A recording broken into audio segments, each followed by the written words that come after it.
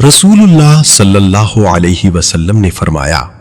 جب تم کسی علاقے میں طاعون کے بارے میں سنو تو اس میں نہ جاؤ،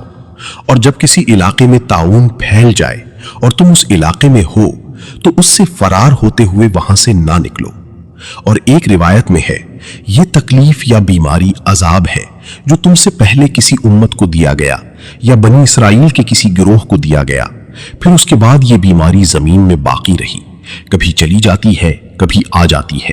جو شخص کسی علاقے میں اس کے پھیلنے کی خبر سنے وہ وہاں نہ جائے، اور جو شخص کسی علاقے میں ہو اور یہ بیماری وہاں پھیل جائے تو وہاں سے فرار نہ ہو۔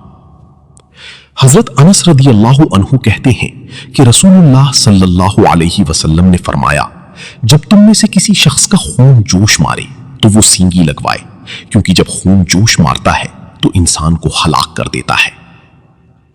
ام سلمہ رضی اللہ عنہا سے مروی ہے کہ نبی صلی اللہ علیہ وسلم نے ان کے گھر میں ایک بچی دیکھی جس کا چہرہ سرخی مائل سیاہ تھا۔